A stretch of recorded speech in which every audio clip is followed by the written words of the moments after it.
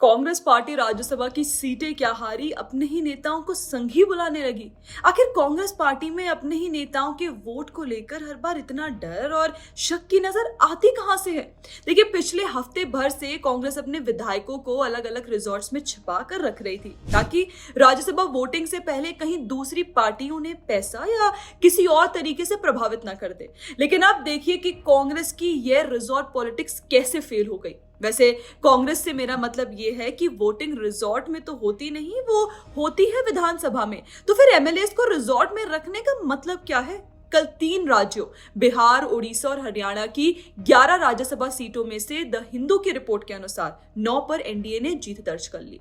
कई जगहों पर इस जीत की वजह क्रॉस वोटिंग और विपक्षी विधायकों का एब्सेंटिज्म बताया जा रहा है। अब जरा प्रक्रिया भी समझ लीजिए। तो राज्यसभा चुनाव में सीक्रेट बैलेट नहीं बल्कि ओपन बैलेट का सिस्टम होता है, यानी विपक्ष का कोई एमएलए चाहे तो कानूनी रूप से दूसरी पार्टी के उम्मीदवार को वोट दे सकता है और वाइस वर्सा। आमतौर पर ऐसे मौकों पर पार्टियां अपने विधायकों को सख्त निर्देश देती हैं कि उन्हें किसे वोट देना है। लेकिन अगर कोई एमएलए इस निर्देश के खिलाफ जाकर क्रॉस वोटिंग करता है तो उसे डिस्क्वालीफाई नहीं किया जा सकता, क्योंकि संविधान का 10th शेड्यूल यानी एंटी डिफेक्शन लॉ राज्यसभा चुनावों पर लागू नहीं होता। यानी क्रॉस वोटिंग होने पर नाराजगी तो जताई जा सकती है लेकिन कानूनी कार्रवाई नहीं। अब कांग्रेस अपने विधायकों को डिस्क्वालीफाई तो नहीं कर सकती, लेकिन राज्यसभा सीट हारने के बाद सार्वजनिक रूप से जो ये मेल्टडाउन दिख रहा है वो जरूर देखने लायक है। वहीं कांग्रेस समर्थक सुरेंद्र राजपूत भाजपा को वोट देने वाले विधायकों को गद्दार, गिरगिट और ना जाने क्या क्या कह रहे हैं।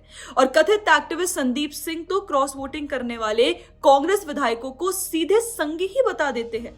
और दरूफ फारूकी जैसे फिल्म राइटर तो क्रॉस वोटिंग करने वाले मुस्लिम एमएलएस को ही चेतावनी दे रहे हैं ऑफ कॉन्सिक्वेंसेस। मतलब हार के बाद इतना रोना धोना क्यों?